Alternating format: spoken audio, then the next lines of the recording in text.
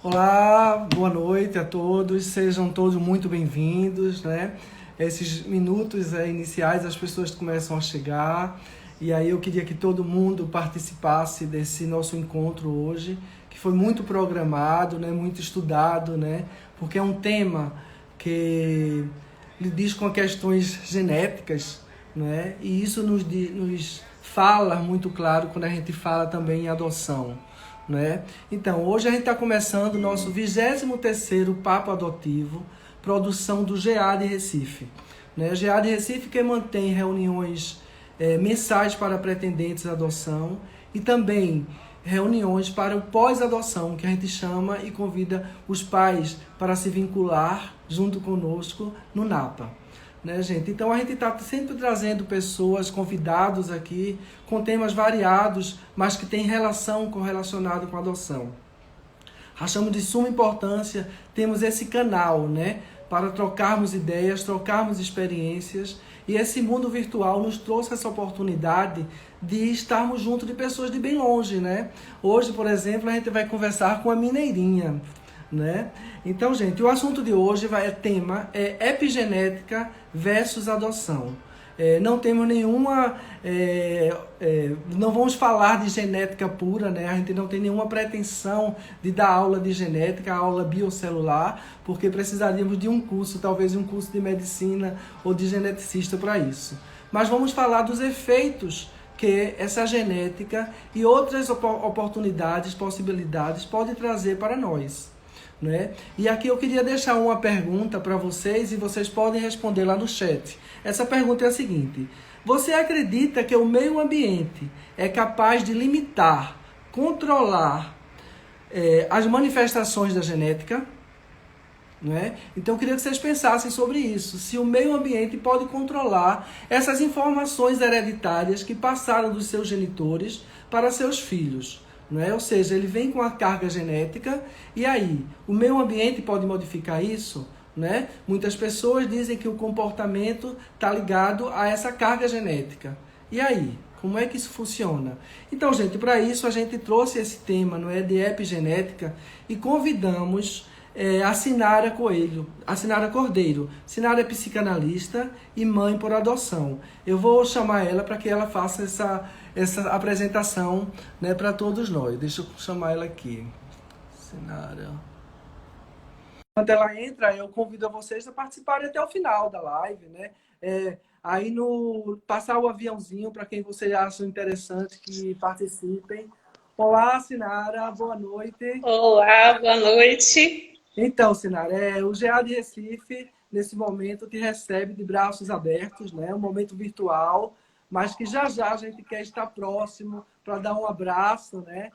Sinara, gente, eu tenho um contato já quase íntimo com ela, estamos na nossa terceira live, né? Uma vez fui Sim. convidada por ela, depois eu convidei através do GAFA, e agora você está aqui no GA de Recife, né?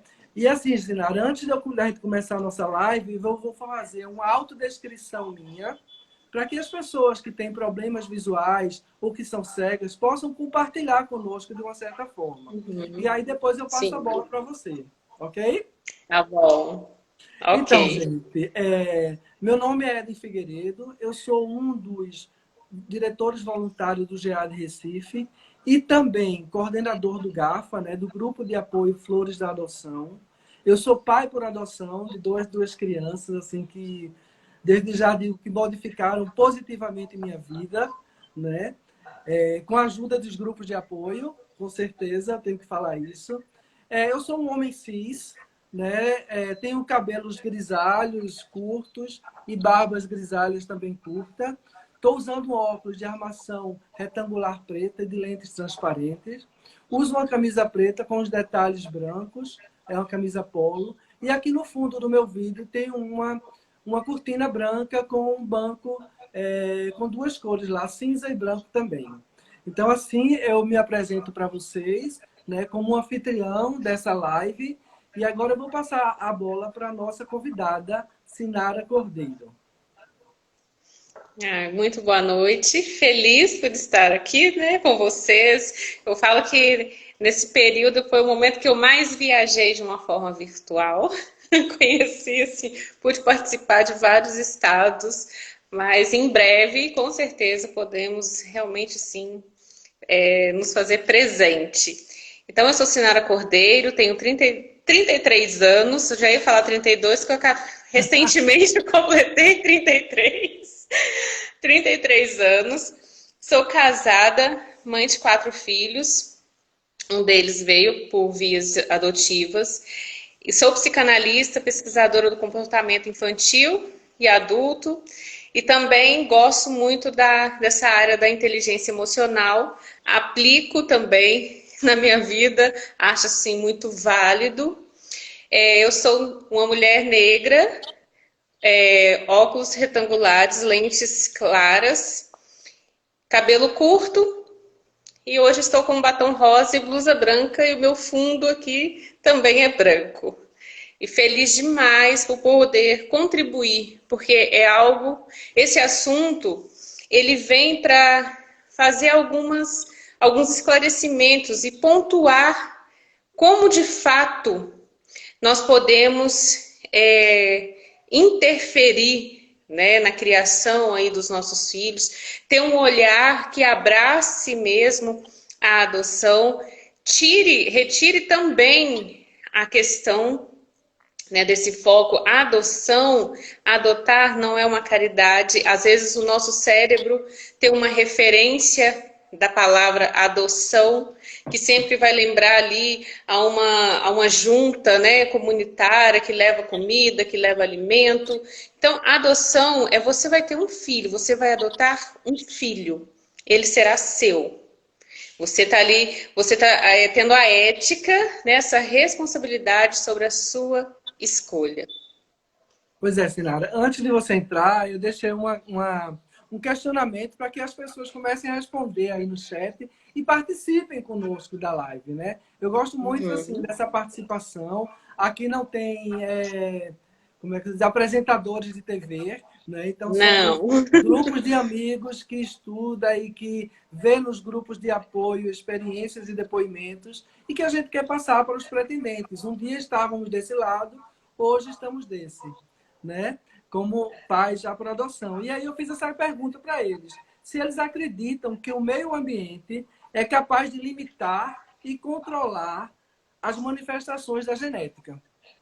Eu acho isso de suma importância, né? Principalmente para nós da adoção, né? Porque a gente, queira ou não queira, estamos pais de filhos que teve seus genitores e que eles trazem essa carga hereditária, essa carga genética, o seu DNA, né? E que muitas pessoas se preocupam com isso demais, a ponto de muitas pessoas dizerem assim: será se ele vem com esse ou aquele problema, não é? E se vier, né?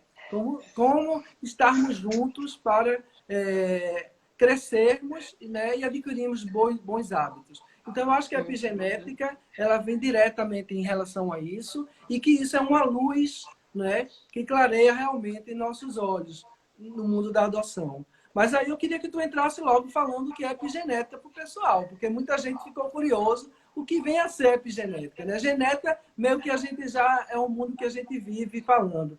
E a epigenética, o que é que tu traz para a gente? Então, a epigenética, a palavra, ela vem de uma forma bem sucinta, né? Nós, como você mencionou no início, nós não vamos ser tão teóricos, nós vamos falar, assim, uma linguagem dentro de uma realidade, só que nós vamos trazer uma clareza, nós vamos colocar apenas uma teoria. A epigenética, ela está acima da genética, ou seja, a epigenética é uma área da biologia que estuda as mudanças do funcionamento de um corpo que não são causadas por momentos na sequência ali do DNA. Ou seja, essa alteração desse funcionamento é diferente. Às vezes as pessoas falam assim: mas eu vou adotar, pode ser que venha com uma carga genética, alguma situação. A criança que chega por adoção, ela vem com vivências, com traumas que são de fora para dentro. Veio do ambiente e foi inserido dentro dela de uma forma assim, involuntária, porque ela realmente estava sendo aquele fruto do meio. Então, separar. Mas e a questão do DNA? Às vezes as crianças nascem com algum tipo de demandas, de comorbidades, que através, né, da medicina se descobre ali, às vezes até mesmo no ventre.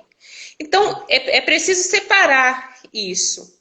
Então, independente se for por adoção ou não, pode ser que nasça com alguma deficiência, com alguma questão ali importante que vai precisar de outros cuidados. Então, isso nós precisamos deixar bem claro, não é porque foi adotado. Então, assim, o DNA, coisas que acontecem ali no DNA e a questão da epigenética está, assim, acima da genética, situações que podem acontecer. Então, como que esse ambiente, né, ela pode trazer, né, essa mudança nessa situação? E quando nós falamos da questão das crianças que estão ali para adoção, obviamente a família, aconteceu alguma coisa que elas foram retiradas ali. Né? Aconteceu fatores importantes que foi necessário a criança sair desse seio familiar. Seja qual for o motivo, aconteceu algo. E dentro desse acontecimento, trouxe para essa criança um impacto. O medo, o trauma, a raiva, o sentimento de abandono, as inseguranças. Vamos imaginar aqui, para ficar bem assim fácil, todos aqui em algum momento já teve em contato com bebês recém-nascidos, já teve esse contato. Ou então, se não tiveram ainda, observe. Às vezes não teve atenção para esse olhar. O bebê, ele chora. Começa ali chorando e a entonação desse bebê muda se ele não for suprido aquela necessidade, se ele não for socorrido a tempo. Então ela aumenta, o choro muda de tom. E de repente, se ele ainda continua sendo deixado ali no berço, começa de novo e vai chorando. E de repente, ele já está chorando, assim, que ele está gritando. Dentro desse momento, ele se sentiu totalmente desprotegido. Agora, vamos imaginar uma criança, um bebê, que está dentro de um ambiente que traz ali situações tensas, que nós já conhecemos. Onde ele vai chorar de fome, vai chorar que ele está com a fralda suja, vai chorar de medo. A criança chora de medo, às vezes de ver um agredindo o outro, e ali ela vai entrar sempre em estado de alerta. O cérebro já manda uma mensagem, peraí, é perigo. Os gritos, já tem pesquisas feitas também, que é a questão do gritar. O efeito do grito no cérebro da criança é sinal de perigo. Por que você, por exemplo, eu, enfim, em algum momento, quando nosso pai ou a nossa mãe gritou com a gente ou ameaçou, às vezes, até dar umas chineladas, o primeiro impacto foi corre. Você quis correr. Por que esse movimento de correr, de fuga? É autoproteção. Então, é um comando que o cérebro faz. Mas aí, diante desse conflito todo, o cérebro passando essas referências, né? O medo, se protege, foge. Como que uma criança que precisa de proteção vai fugir de algo que está deixando amedrontada? Aí entra a questão que as pessoas ficam falando assim, mas ele está muito agressivo, aconteceu alguma coisa, parece que ele não está gostando. Não, o seu filho está com medo. Ele está em estado de alerta mesmo, ele está com medo de sentir e viver tudo aquilo que ele passou.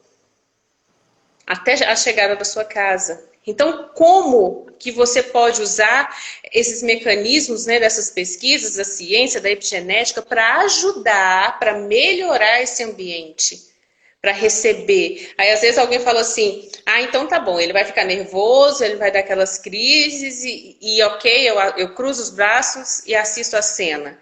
Olha a diferença da palavra, isso nós estávamos até conversando, né, Eden? Compreender não é sinal que você nada vai fazer. Uma coisa é você compreender, mas dentro dessa compreensão você vai ter uma reação. E essa reação, ela precisa ser positiva. Ela precisa estar favorável ali para você realmente começar a fazer essa mudança. E entra a questão, quando eu falo desse autoconhecimento, da inteligência emocional, não quer dizer que nós vamos ficar assim, naquele momento, nossa, nada me aflige, nada me abala, estou super calmo o tempo inteiro. Não é isso, não estou aqui falando de perfeição, mas de possibilidades. E esse autoconhecimento é muito importante, né? Porque às vezes aquela realidade da criança vai entrar em choque com a sua realidade. E aí, peraí, isso acontecia comigo, com o pai, na infância dele. Então, como que ele vai reagir? De que forma que ele aprendeu?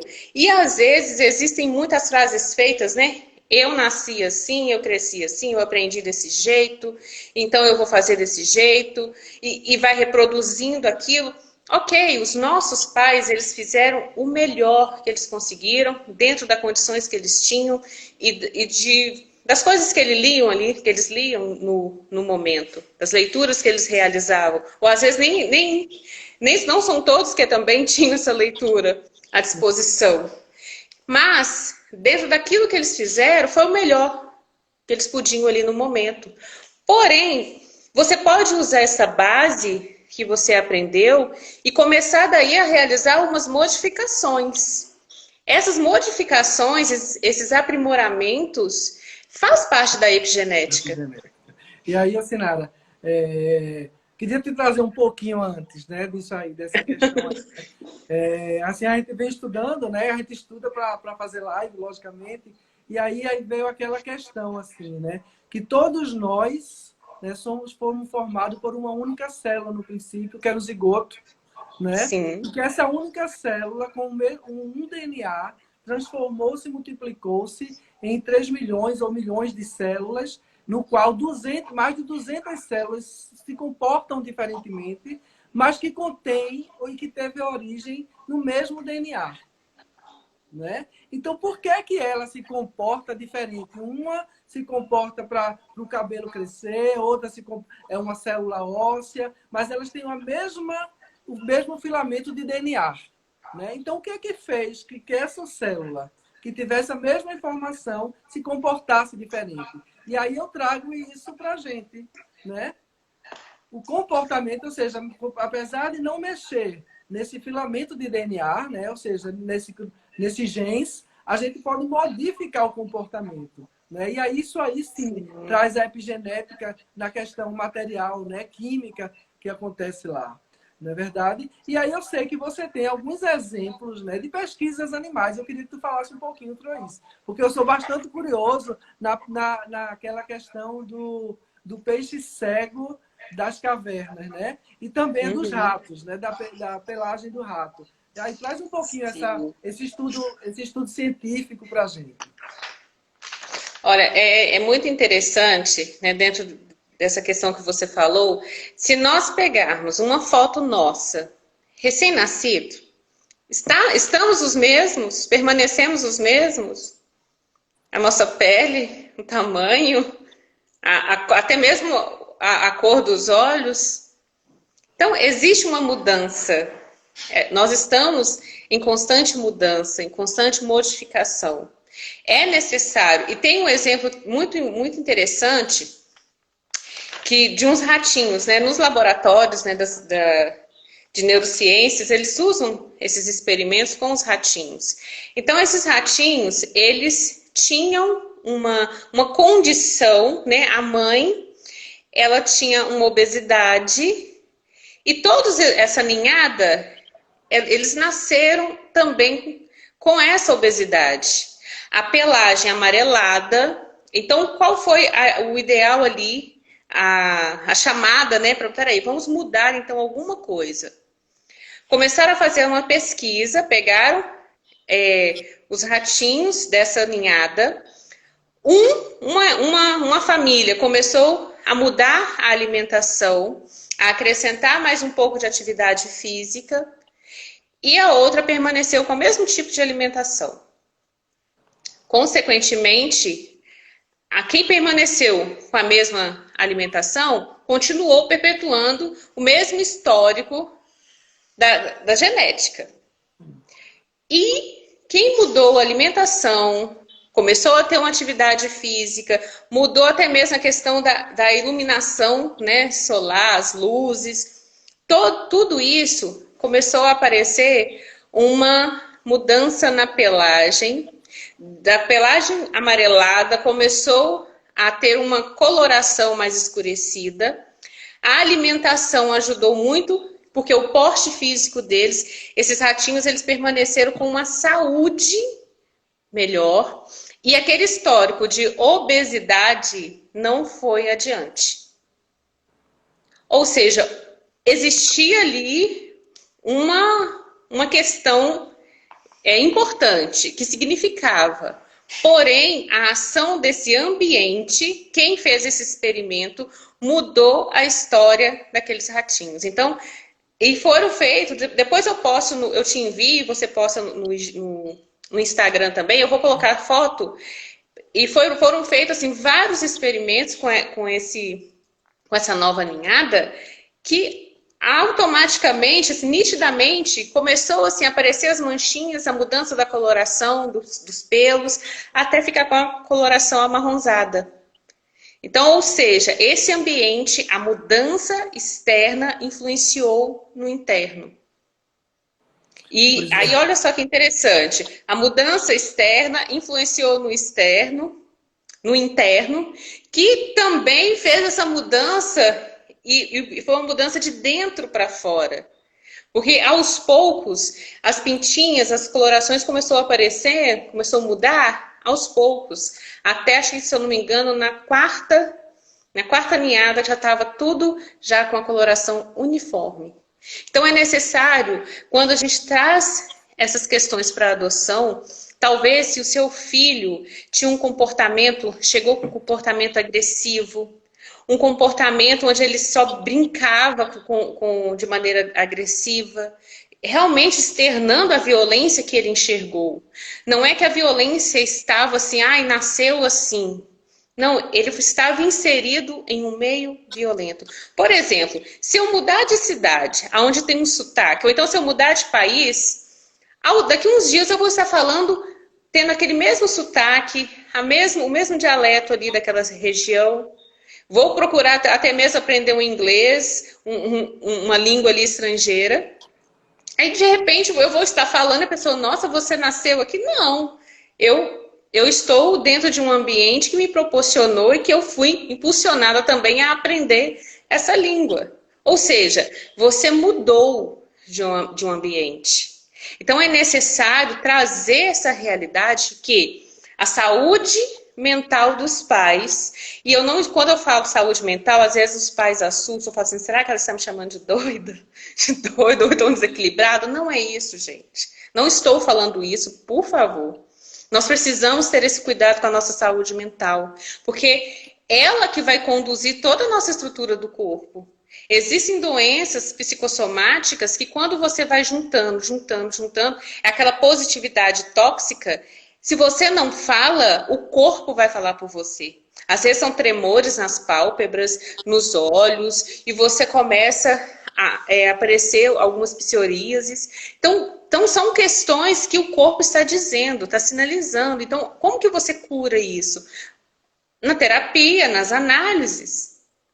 Então é necessário ter essa ajuda. A família, eu acho assim, não é somente família por adoção, todo mundo deveria tirar esse preconceito de fazer terapia, de procurar um psicólogo, de procurar um psicanalista. Não são para doidos, é para não deixar. É preventivo. Porque tem questões internas que você vai guardando, e de repente você começa a reproduzir aquilo.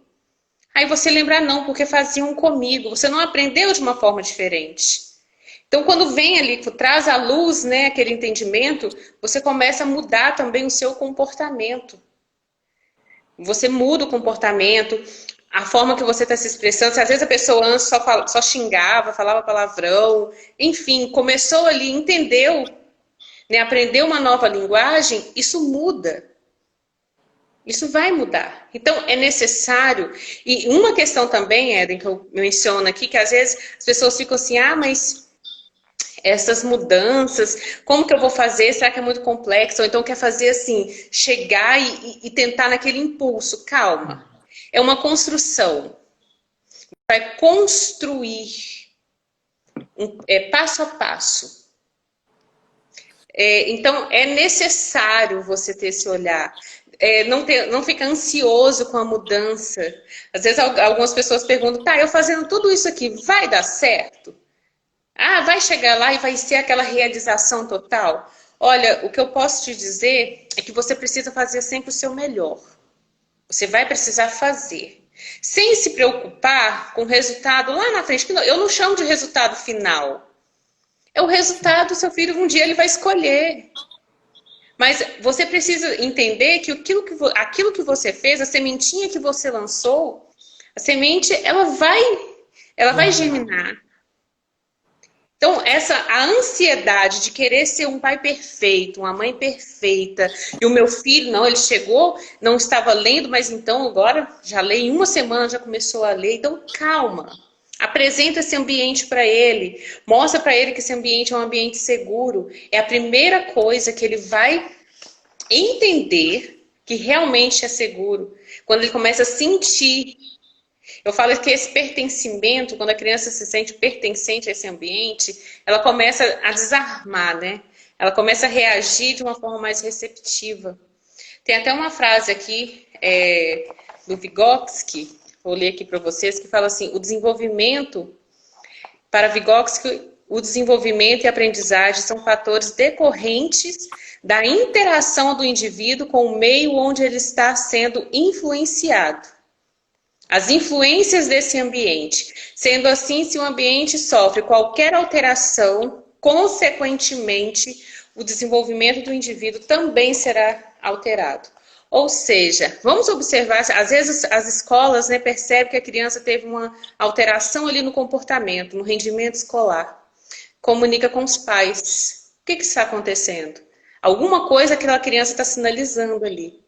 Então, comece a preparar esse ambiente, desde já, mesmo para aqueles que ainda não estão com seus filhos. E a preparação desse ambiente não é somente um ambiente externo, mas é o nosso ambiente interno. Como que você convive com você mesmo? Né? Quais são as suas questões? Quais são as mudanças que você precisa para começar a praticar? Ah, mas eu vou fazer então para eu ser um super pai, o melhor pai, o pai perfeito, a mãe perfeita. Vou dizer para vocês uma verdade, não, esses pais perfeitos, eles não existem. Isso. Existem pais que buscam fazer sempre o seu melhor. E fazer sempre o seu melhor, ele vai errar, mas ele vai fazer sempre o seu melhor. Ele vai acertar, ele vai recomeçar todos os dias. É um recomeço. É onde você faz aquela autorreflexão, né? O que eu preciso fazer? O que eu precisava ter feito hoje que eu não fiz? O que eu falei que eu não deveria ter feito? E não carregar essa culpa. Porque, às vezes, um outro exemplo também de mudança, né? Do efeito aí dessa epigenética, às vezes os pais carregam uma culpa muito grande. E essa culpa, ela não é saudável. A culpa, ela te paralisa. A culpa, ela te imobiliza de ter uma atitude assertiva. Então, quando você começa a entender, não, eu fiz errado, eu não deveria ter feito, mas também eu posso fazer de uma forma diferente. É como comentaram aqui, né? De repente, mães, o importante também é observar tudo. Muitas vezes, as respostas estão nos detalhes que os nossos filhos nos mostram. Exatamente. Observar os mínimos detalhes. Às vezes, um muito obrigado, que ele não falava, que ele tinha uma resistência, quando ele fala obrigado. É uma evolução, é uma mudança.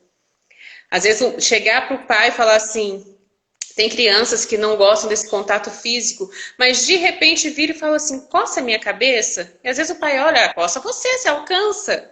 Não, ele está começando a querer sentir o seu toque. A mudança está acontecendo aí, nesse pequeno detalhe. Então, olha, coça a cabeça, aproveita para fazer um cafuné. E a hora que ele sair, mas você entende que foi um pequeno detalhe. Que ele precisa ter. Tá acontecendo uma mudança de dentro para fora. Mas, se ele pede para coçar a cabeça, aí ele recebe. Ei, que isso? Você já tá grande já. Pega uma escova, pega um pente, faça você mesmo. Ele recua. Ele sente medo. Então, nós precisamos realmente observar os mínimos detalhes dessa mudança, tirar a ansiedade do foco, tirar aquele eu quero, né? Ah, mas tem que ser do meu jeito. Por que que tem que ser do seu jeito? Por que que só o seu jeito tá certo? Estou falando muito? Assim, não, tá certo. A gente quer que você fale mesmo, você é a convidada. Eu só queria refletir de novo sobre essas Sim, questões das possibilidades reais de possibilidade de mudanças, né? Porque as pessoas parecem que têm muito medo de achar que as pessoas estão prontas, já estão feitas, o que vem pronto e feito é que não tem possibilidade de mudanças. E aí eu queria retratar a questão do peixe cego da caverna, que me encantou assim demais. sim, E aí sim. eu vou contar essa historinha, porque ela me fala muito, né? Então, os peixes que viviam, esses peixes de uma determinada espécie, né, eles viviam nas águas mais rasas e eles tinham olhos como os outros peixes tinham. E um determinado grupo desses peixes foram viver nas cavernas por causa de questões da salinidade, né? E nas cavernas, como eram muito escuras, eles não utilizavam os olhos, né? Então foi feita uma pesquisa que esses mesmos peixes, com o mesmo DNA, começaram a perder os olhos, ou seja, os olhos começaram a diminuir a tal ponto que ficaram sem olhos. Ou seja, com a mesma carga genética que era para aqueles peixes ter olhos, eles passaram a não ter esses olhos porque não tinha necessidade, ou seja, o ambiente fez com que ele desenvolvesse o tato, mas que não precisava dos olhos por causa da escuridão, né? E o que foi visto é que seus descendentes, que tinham, ou seja, os seus antecessores tinham os olhos, seus descendentes começaram já a nascer sem olhos. Ou seja, o meio ambiente, que é que ele fez através da epigenética, ele fez um mecanismo de fazer com que aquele DNA que produziu a formação dos olhos ficasse latente. Ou seja, eles continuaram com o mesmo DNA, porém adormecido. Não é? Então, Uhum. algumas coisas, isso aí reflete muito na vida da gente, enquanto os pais, né? Que a gente acha que nosso filho tem tendências a isso ou aquilo, mas que a gente pode, com o comportamento, né? Então, ou seja, com o meio ambiente familiar, o meio social, trazer essa mudança ambiental, né? E aí eu queria te perguntar, essa mudança que a gente provoca nesse comportamento do nosso filho, que também se reflete nas questões físicas, como você falou, as questões dos ratinhos, eles podem passar para os seus herdeiros genéticos? Olha, essa questão, né? Esses medos da. Vou dar um exemplo para ficar bem claro. O que mais causa pânico e terror nos pais? A questão. Ah, os pais eram drogaditos, faziam outras coisas, então será que vai passar? Vem com essa interferência? Às vezes tem estudos, né, que a mãe fez uso durante a gestação, a criança nasceu com uma abstinência, Abstinência. ponto. Então vamos pensar o seguinte: o que levou essa mãe, esse pai, a cair para o mundo das drogas? O que levou? O que leva uma pessoa a ir para o mundo dos vícios, seja eles qual for? Então, existe ali aquela chamada assim, angústia existencial, esse quem sou eu. Tanto que nós, psicanalistas, nós não tratamos esse sujeito como drogadito. Ele precisa desse resgate desse quem sou eu. Então, como pode ser evitado essa sequência, essas interferências? O que o ambiente vai proporcionar para essa criança, para esse adolescente, para ele não seguir nessa direção? Então, quando nós começamos também a compreender que é importantíssimo compreender as fases da criança, as fases do crescimento e desenvolvimento dessa criança, é importante conhecer todas as etapas, a fase oral, a fase fálica, trazer essa clareza do que é cada uma, a fase da adolescência, por que os adolescentes agem por impulso, O que que acontece com esses impulsos? Por que que acontece? Qual que é o mecanismo que está ali? A gente chama de fenômeno, né? Acontecendo nesse cérebro desse adolescente que traz ele nesse movimento dessas impulsividades. Então, porque quando você começa a conhecer todos esses mecanismos, você começa também a reagir de uma forma para ajudar e a prevenir o conhecimento de tal substância. Porque eles vão em busca de suprir essa angústia. A angústia está muito maior do que eles. Então, eles precisam de alguma coisa que vai aliviar essa dor existencial. Mesmo deixando claro, não é somente os filhos por adoção. O ser humano tem essas angústias.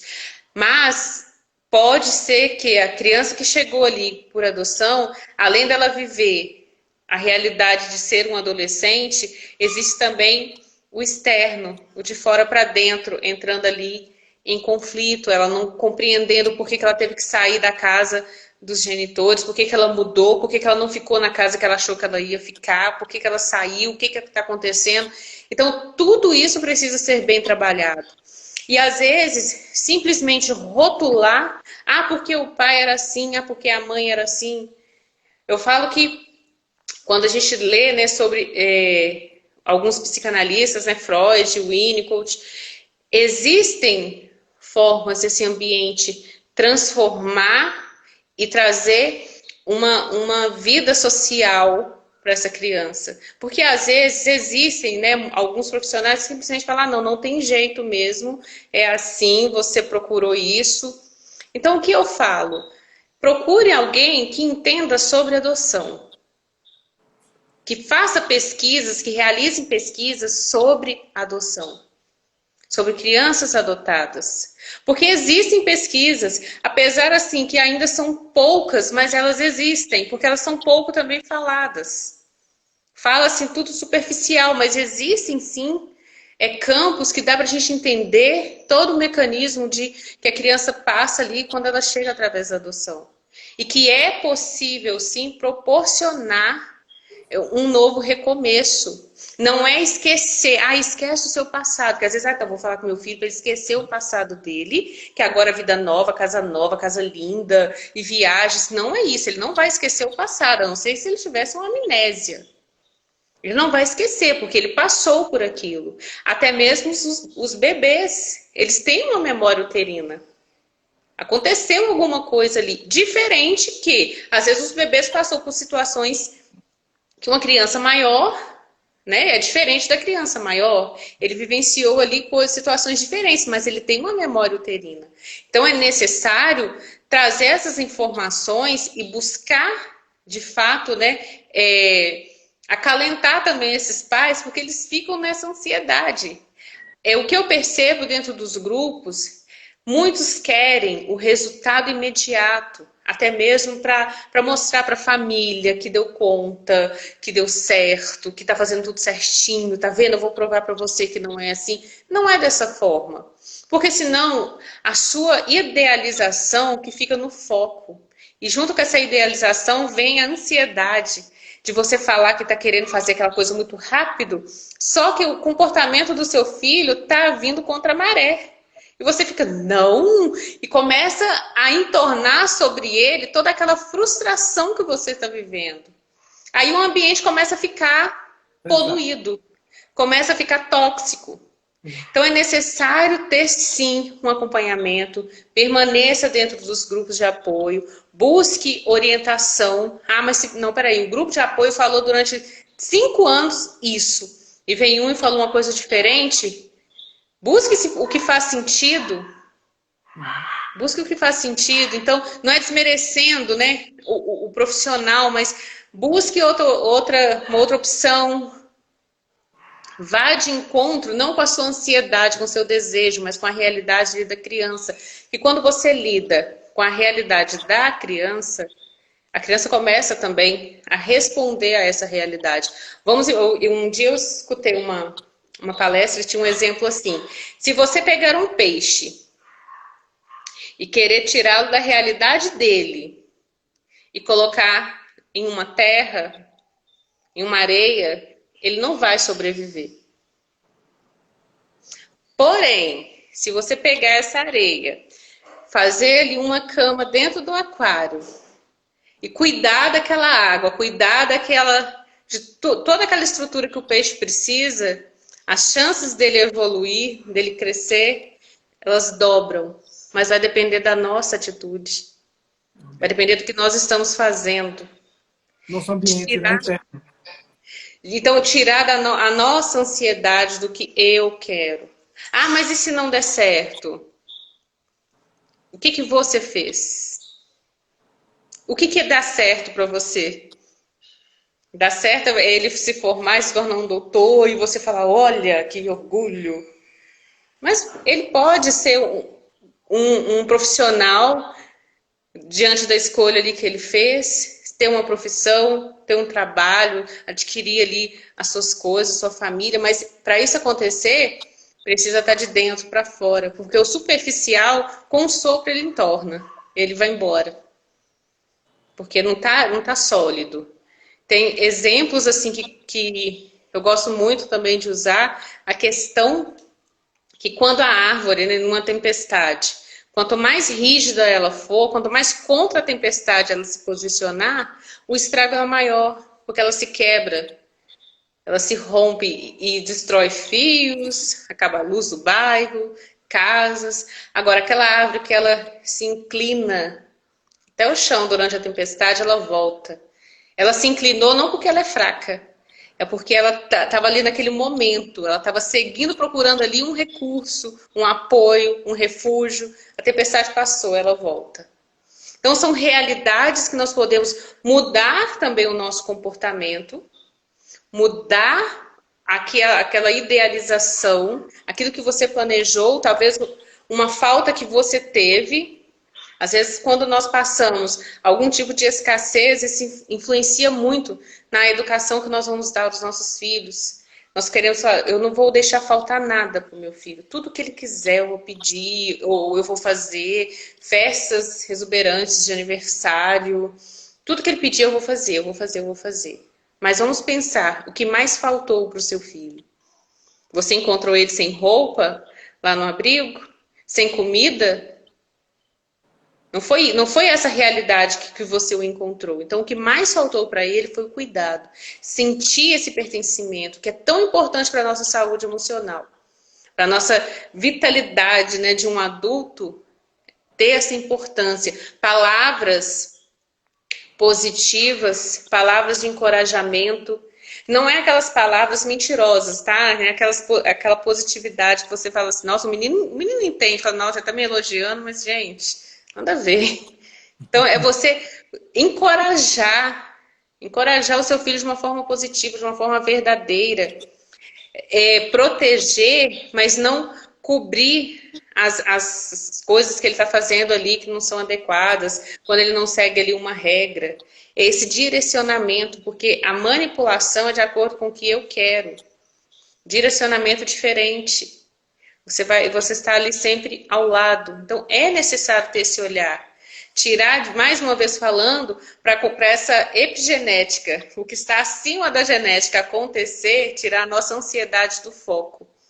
Aí, Valdemir, aqui, o Valdemir está falando aqui, é preciso ter tempo para observar e acompanhar e conviver com os filhos, né? A ausência tem resposta no comportamento do filho. Pela carência de sanar todas as carências e demandas. Isso é meu companheiro, viu, que está falando aí, viu? Sim, E aí, sensacional. Aí eu venho fazer um parênteses em relação a isso, assim, que essa proximidade, essa sensibilização, que tanto os cuidadores, que aí eu boto os cuidadores ou pais, né, que às vezes são os avós, são os tios, né, que cuidam, né, que maternam ou paternam aquilo ali. Então, essa sensibilização para olhar seu filho e acolhê-lo, né, traz essa questão epigênica aí e resultados físicos e comportamentais, né? Então, assim, a gente vê que crianças que às vezes têm um batimento cardíaco muito acelerado e que ela tem essa atenção, esse batimento se transforma, né? Em batimentos lentos, em batimentos mais calmos, né? E tanto comportamental também, né? E assim, a grande coisa da Exato. epigenética é assim, que além de trazer isso naquele momento, né, ele é duradouro essa resposta, né? E que pode passar para os seus filhos. Ou seja, a gente está mexendo numa questão que parecia ser muito difícil, né? E aí eu queria que tu falasse também sobre isso aí, de trazer para as gerações futuras isso, né?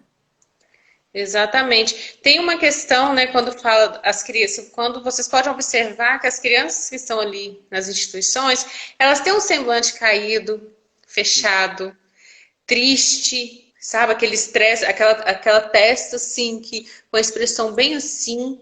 Aí fala, nossa, menino com essa cara. E aí já começa a fazer uma ligação do que pode acontecer, né? Só que a criança ela passa por um estresse. E existem também já pesquisas que esse estresse aumenta até mesmo o envelhecimento, né? Acontece ali uma liberação de hormônios que afetam a questão do envelhecimento. Então, às vezes a criança está fechada, tá assim com a cara, a expressão muito triste. Ou às vezes pode acontecer o contrário, onde aquele menino que fala muito o tempo inteiro e está sempre rindo e fala, nossa, isso aqui tá feliz, né? Parece que não está acontecendo nada. Cuidado. Ele pode estar querendo essa risada sem controle, sem limite. É um mecanismo também que ele tem de defesa para não ter tempo para lembrar das tristezas.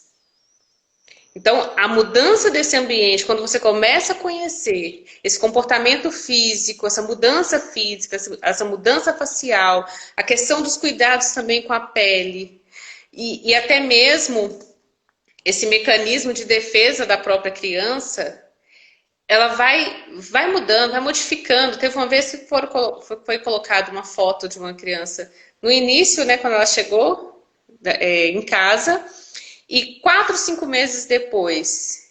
Então a criança era bem franzininha, bem magrinha, carinha triste, um cabelinho bem sequinho.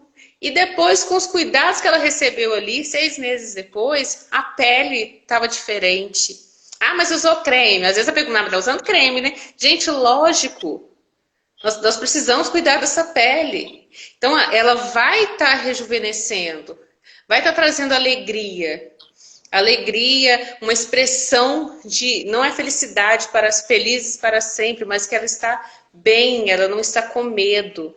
Ela não está com aquela sensação de que em algum momento alguma coisa terrível vai acontecer. E muitas Então, ela está vezes, começando a entender. isso. Muitas vezes essa felicidade, esse cabelo talvez bem tratado, também serve é uma exteriorização de sentimentos, não é? Ou seja, essa questão de segurança, de bem-querer, não é? O sorriso vem ali, né? Então a gente olha para a pessoa de forma diferente. Isso é muito notável, né? Nas nossas crianças, quando saem da casa de acolhimento e vêm para nossas casas. Se a gente não tivesse fotos, a gente não conseguiria enxergar aquele de antes mais, né? Ou seja, esse ambiente favorável, né, faz com que realmente exteriorize essa alegria, né, essa vontade de viver mais, né? E aí tem uma pesquisa também que deixa bem claro que assim, que as crianças que foram adotadas, né, elas têm tendência menor a ter problemas psicopáticos, né, problemas psiquiátricos mesmo, né, porque desenvolveu algo que talvez ela fosse encarar como depressão e aí chegar a uma doença mesmo, né, de comportamento. Exatamente. Tem até eu recebi você falando sobre essa questão do comportamento, eu me lembrei de um coração que eu recebi, uma mãe mostrou no grupo, né, uma foto, a criança colorindo. A metade do coração estava preta e a outra metade estava colorida. Aí ela falou assim que ela achou interessante e ao mesmo tempo estranho, a metade do coração preta e a outra colorida. Aí eu falei assim, mas o que ele falou quando ele desenhou? Ele falou assim que ele estava entregando para a família aquele coração. Ou seja, ainda existia um resquício triste naquele coração. Só que as cores também estavam chegando.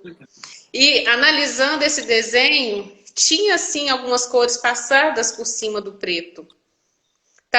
Não estava imperceptível, mas precisava observar com mais clareza, com mais atenção. Ou seja, ele já estava reconhecendo aquele ambiente, já estava trazendo alegria para aquele coração triste.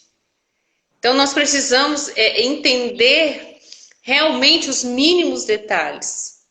E situações assim que eu tenho certeza que cada um começou a ter um feedback, um insight, começou a pensar em alguma situação que traz o que? Uma clareza nessas explanações que é possível você observar, não precisa ser um profissional. Você precisa ter um olhar limpo, um ouvido, uma escuta limpa, sem julgamento, uma mente que você não vai ter referência. Ah, ele está fazendo isso, mas o filho da vizinha, da fulana, lá da televisão, foi assim que começou. Mas tá, ok. E o que você está fazendo para não terminar como terminou lá na televisão?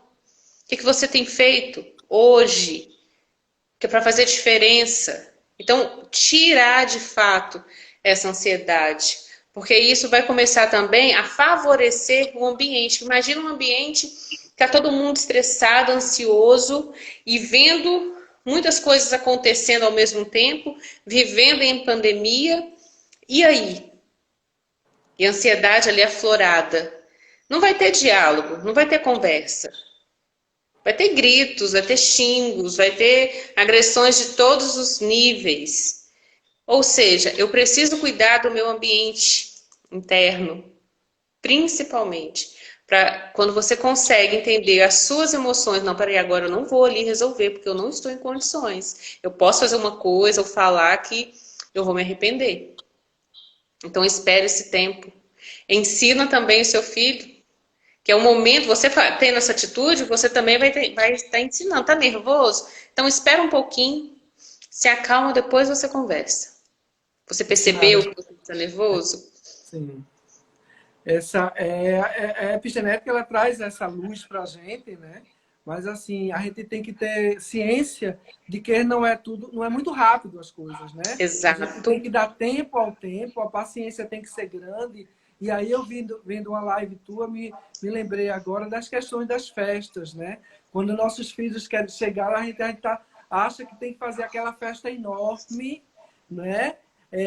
Trazer a família toda, mas a gente não sabe o que é que tem dentro da cabecinha dessas crianças, o que significa uma festa. Né? Exato. E aí eu queria que tu falasse dessa, não sei se você lembra, que você tocou nisso. Lembro. E aí eu queria que tu Lembro trouxesse para a sim. gente que esse é um sinal de paciência e de dar tempo ao tempo. Né? Sim, a questão do aniversário, eu conto até uma experiência minha, porque eu não gostava de fazer aniversários, eu não gostava de comemorar. Não era porque eu estava ficando mais velha, não, é porque eu tinha medo mesmo. Porque a referência que eu tinha de comemoração de aniversário, as minhas comemorações, os meus aniversários acabavam em briga, em tumulto, em agressões. Então, assim, eu tinha realmente um medo de comemorar. Então, quando acontecia, quando estava se aproximando o meu aniversário, me causava muita ansiedade. E assim, eu passava o aniversário triste, porque eu sabia que ia acontecer alguma coisa ruim. Porque meu aniversário não era comemorado sozinho, eu não comemorava sozinha, tinha mais uma pessoa comemorando comigo. Então, o ambiente trazia ali essa agressividade. Com isso, as festas de aniversário para mim eram terríveis. Era assim, o pior momento que eu podia ter na minha vida seria o aniversário. Quando vem trazendo à luz, à medida que você vai crescendo, que você vai buscando ajuda, eu descobri isso, por que eu me comportava dessa forma nos meus aniversários, foi em terapia, que eu fui entender que eu remetia comemoração com briga. Então, se existia briga, por que eu ia comemorar? Aí você pensa, você pega uma criança que tem essa referência de festa, você adota uma criança com essa referência de aniversário, que ela vai lembrar de uma briga. Às vezes a sua intenção é maravilhosa. Vou fazer uma festa de boas-vindas. A criança chega em pânico. Não é porque ela não gostou, não é porque ela está menosprezando ali o seu carinho, o seu esforço, aquilo que você desejou. É dentro dela. O medo, o que aquela festa remete ali para ela. Ah, mas então eu nunca vou comemorar aniversário? Calma, vá aos poucos. Conheça primeiro a história do seu filho. Conheça primeiro até a que ponto aquilo que ele aguenta. Aos poucos você vai conseguir essa comemoração, né? Hoje depois de alguns anos, eu tenho uma referência de aniversário diferente. Houve aí uma mudança. Houve a questão da epigenética, ela existiu na minha vida, no meu interior. De ter uma ligação de festa, não é o meu aniversário. O ambiente em que eu estou é diferente de onde eu estava, na parte da minha infância. Eu não vivo dentro desse ambiente, meu ambiente é novo. As pessoas que estão comemorando comigo, elas não estão ali para brigar. Então, é preciso fazer esse reconhecimento mental mesmo, de dentro para fora, entender quem são as pessoas que estão ali, que não são as mesmas que foram convidadas. Então, tudo isso influencia. Imagina para uma criança. Para mim era muito intenso, eu sofria sozinha, né? Sofria calada, aqueles medos. Então, para a criança é muito intenso esse sofrimento. Não é, ai, tá chorando à toa, tô fazendo o melhor e ele recebe dessa forma. Não é isso. Não é pessoal, não é com você, pai, não é com você, mãe. É dentro dele. Ele não consegue ainda lidar com essa situação. Acho que o Ainda é nosso tempo. comum, ainda é comum a gente conhecer pessoas adultas mesmo que assim, não, eu não gosto de comemorar meu aniversário. É estranho, né? Porque É comemorar a estranho para vida, quem né? Como é que você gosta. não gosta de comemorar a vida, né? Então parece que realmente existe um bloqueio ali muito grande. Sim. É, a gente está quase nos nossos momentos finais. Como a gente sabe, sempre passa rápido demais. Eu Passa acho que, de muito uma certa rápido. forma, é bom, porque a gente vai buscar de novo, né, para novos papos, novos assuntos, porque assunto não vai faltar. Não Né? vai faltar. Mas aí, assim, antes da gente terminar, eu queria que tu deixasse uma mensagem da luz que a epigenética traz, né, para esses pais preocupados com essas questões hereditárias. Né? Então, eu acho que ela traz realmente uma luz, e aí eu queria que tu deixasse essa mensagem para esses pais preocupantes. Sim, olha, a mensagem que eu tenho para vocês é: acredite em novos recomeços. Você precisa acreditar que você pode recomeçar todos os dias. Mas não deu certo. Ah, mas eu falei alguma coisa. Recomece. Aprenda com aquilo que você entendeu que você não deveria ter feito. Porque quando você aprende, quando você entende e compreende, você vai trazer um novo formato, você vai ressignificar, você vai mudar. É como se fosse ali um ingrediente, às vezes você colocou muita farinha no bolo e o bolo ficou mais solado. Então reduz a quantidade de farinha. Às vezes colocou muito leite e ele não cresceu. Reduz a quantidade de leite. Então observe essas mudanças. Então recomeço. A palavra que eu deixo aqui é: permita-se recomeçar todos os dias. Gente, assim, eu deixei aquela questão, mas eu acho que está bem respondida, né? Se o meio ambiente pode transformar, pode limitar as questões genéticas, o que é que a gente diz junto, Sibeli? Sim, né?